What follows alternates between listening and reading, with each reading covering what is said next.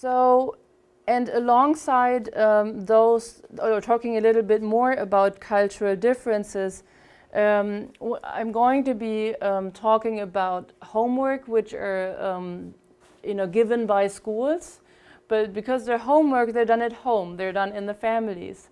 And so what's also important to know or to keep in mind about our cultural system, especially in Germany, is that kids are raised in basically two separate institutions.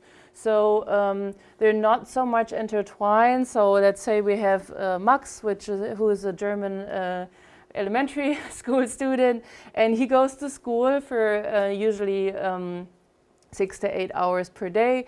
And then he also has his family, and whereas parents usually try not to interfere with school's learning, schools usually try not to interfere with what students learn at home.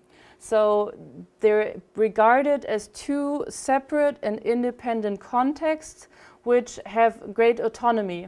And so this is also important because homework in the German context can be seen as the main bridge or the main intersection of those two institutions. So this is exactly when parents will find out about what their kids do in schools on an everyday basis. And at the same time, the teachers might know what the parents are like, depending on if the kid had got help with their homework or if the parents checked the homework. And so it's basically the only time where on a very regular basis those two contexts actually connect. I mean, of course there are some like teacher-parent meetings once a year, but talking about everyday school life, this is the main intersection. So coming to talk about parental homework involvement. So especially from the context where I'm coming from, on the one hand, homework involvement is seen as I said, a bridge or an opportunity to bridge these two main contexts. And at the same time, it is also a risk, or it can be a risk when parents help with homework, because they could interfere with children's autonomy. As I said, it's the aim of the schools, but also of most parents, to that children are capable of becoming independent learners. So sometimes when parents are interfering or trying to help in the homework situation, their kids might actually feel kind of restricted, and that's what some of my research will show. Yes, and again, sometimes, I mean, the dad helping his son, they look quite happy, but so oftentimes there's lots of conflict in the home because of homework situations. Looking at the prior research on parental homework involvement, and again, I know mostly studies from the Western cultural context, a meta-analysis by Hill and Tyson on parental involvement in general found that parental homework involvement was the only type of involvement that was not consistently related to students' achievement. So sometimes some studies found a negative association, others found a positive association, some studies found no correlation. And so when you actually look at the studies who went into the meta-analysis more closely, you can see that most of these studies have actually studied the quantity of involvement. So they have asked, how often do your parents help you with your homework? How many days per week, how many hours per day, so measures of the quantity. And it seems to be the case, or that's kind of a hypothesis that we had, that maybe just measuring how often parents help is not going to be a very good indicator if it's helpful or not.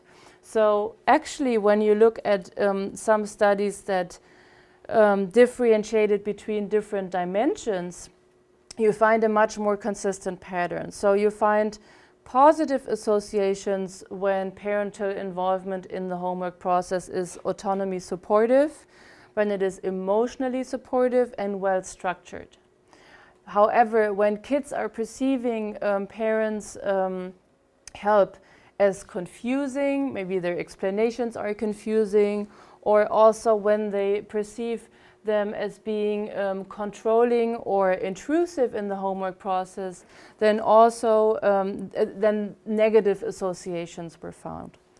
And even though these studies were not particularly informed by this theory, these findings are very much in line with self-determination theory that posits that children have an innate need for autonomy, competence, and social relatedness, and that environments can actually enhance these three needs by providing autonomy support through interpersonal involvement and by providing structure.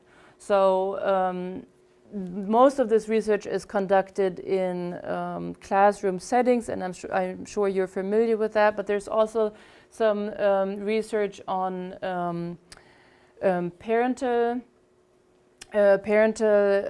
involvement that relates to self-determination theory, which says that whenever parents are controlling, meaning their involvement is characterized by pressure, intrusiveness, or dominance, this will undermine children's feelings of autonomy and competence. So it should be supportive of, parents should be supportive of their child's autonomy. The second feature of environments, or what parents should do, is show attention and dedication to the child-rearing process, and then also provide a framework that supports the child competence. So in the homework setting, that might be have kind of fixed rules, but not in a, or like if the structure set in place, for example, that homework are always done when kids come home from school, or they're done in a specific, at a specific desk, or no music is allowed while kids are doing homework. So certain structural features that they will provide during the homework process.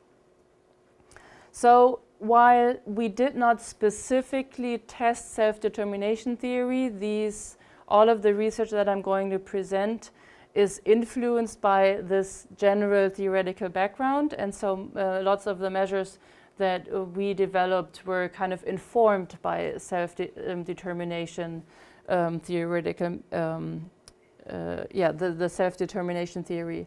They're not kind of, I mean, there's some, like a big self-determination community which have their fixed measures.